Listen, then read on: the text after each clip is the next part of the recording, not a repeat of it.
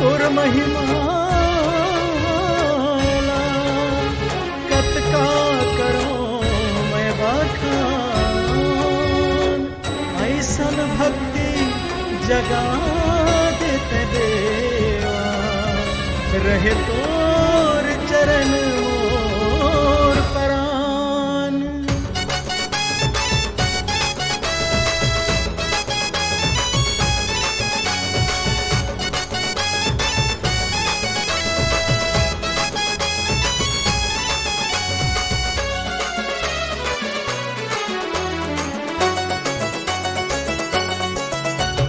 भोले के बेटा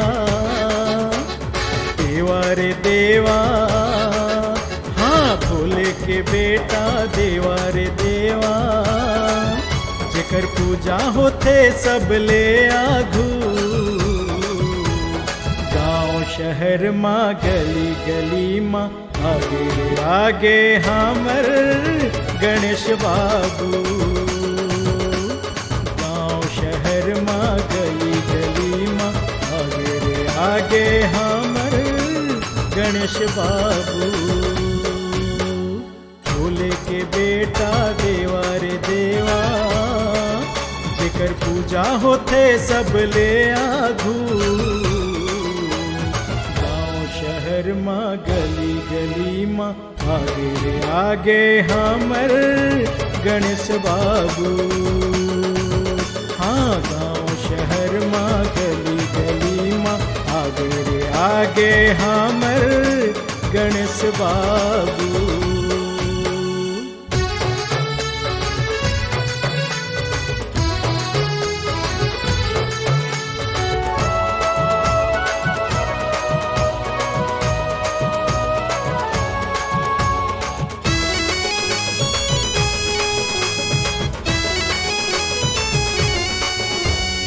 एतियो तीरे जमुकती जयकार लगे हैं, जयकार लगे हैं। डहर डहर माँ बापा जी के दरबार सजे हैं, दरबार सजे हैं।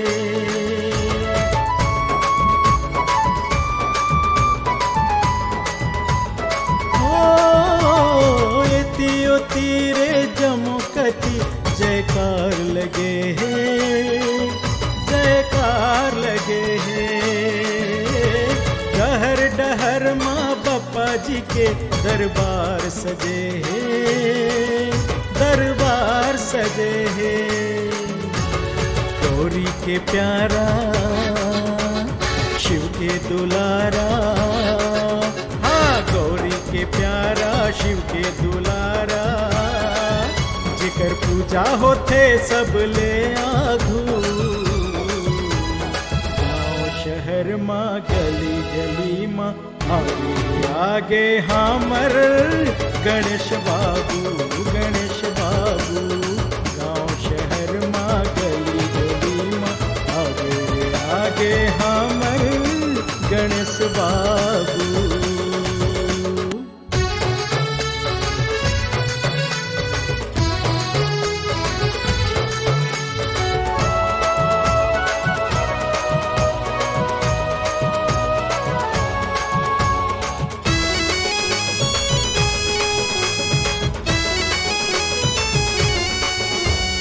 भक्ति के रंग माँ कतका उमंग संसार रंगे हैं, संसार रंगे हैं।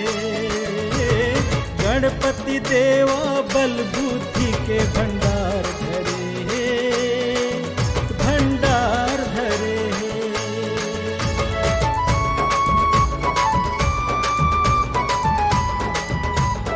ओ भक्ति के रंग माँ कतका उमंग संसार रंगे हैं, संसार रंगे हैं।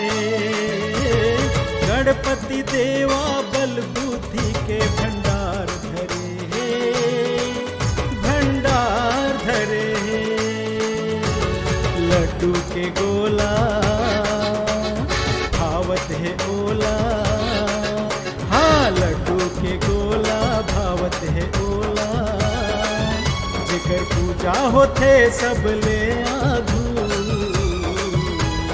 गाँव शहर माँ गली गली माँ आगे आगे हमर गणेश बाबू